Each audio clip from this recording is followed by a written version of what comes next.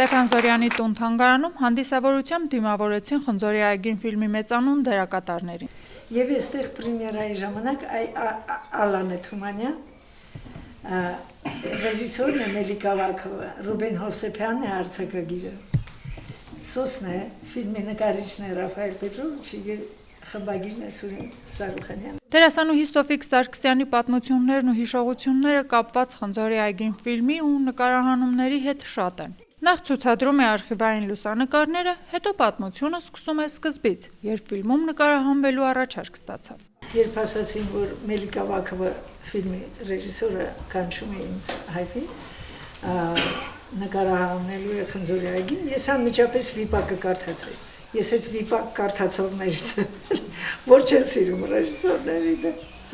Եվ մի հատ Խնձոր վերցրած գնացի։ Ինձ համար թանկ ֆիլմ է, սա իմ 10-րդ ֆիլմն է, որովհետև երբ ֆիլմը լավ է ստացվում, դու քեզ լավ ես զգում, չես տխրում, հպարտությամբ ես մասնակցում ամեն ինչին, որ կապված է ֆիլմի հետ։ Եվ իհարկե մեծ պատիվ է, ես անգամ էլ սոսի աղջիկը լինելը, որովհետև երբ կինն էի, ուրիշ պատմություններ էլի, իսկ հիմա որ աղջիկն է, այնքան գուրգուրանք ուներ նկատմամբ, իսկ նահապետում կյանքս ուտում էր։ Խնձորի այգին ֆիլմը նկարահանվել է Ստեփան Զորյանի համանուն պատմվածքի հիման վրա 1985 թվականին, սակայն այն միշտ արդիական է։ Մեծանուն գրողի տուն թանգարանում միջոցառմանը բացի հատուկ հրավիրված հյուրերից ներկայացված էր նաև ֆիլմին նվիրված ժամանակավոր ցուցադրություն։ Քանի որ անցյալ տարի լրացավ Խնձորի այգին ֆիլմի նկարահանման 40 տարին,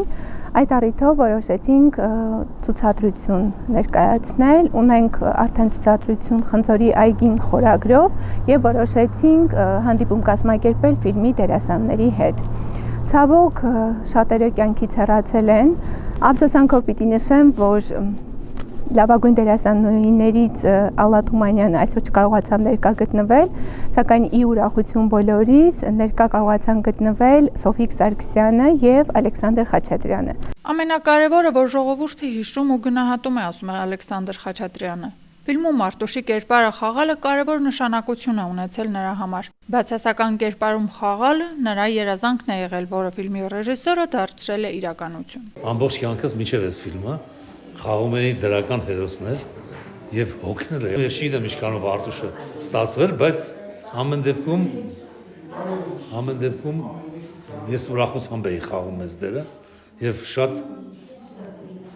շնորհակալ եմ մեր ռեժիսորին Գեորգի Գրիգորիչ Մելիքավակովին, որ ինձ տվեց այս դերը, որ ասաց, ես դենք ռուսախոս էր, я хочу такого красивого подлеца։ Ես էլ էի երազում բացասական դեր խաղալ ու այն դերասանները, որ շրջապատված էի այս ֆիլմում, իհարկե ինձ համար մեծագույն հաճույք եւ պատասխանատվություն էր։ Կինոգործիչների միության նախագահի խորհրդական կինոռեժիսոր Հրանտ Հակոբյանը թանգարանին նվիրաբերեց 2 ազդագիր նվիրված Խնձորի այգին ֆիլմին եւ 2 փաստավավերագրական ֆիլմ համալրելով թանգարանային ֆոնդը։ Միջոցառումը անցավ ջերմ ու անմիջական, հարցուպատասխանով, քննարկումներով ու կատակներով, իսկ ավարտին Ստեփան Զորյանի տուն թանգարանի բակում տեղի ունեցավ Խնձորի այգին ֆիլմին նվիրված խորհրդանշական ծառատունք Խնձորի տնկիով։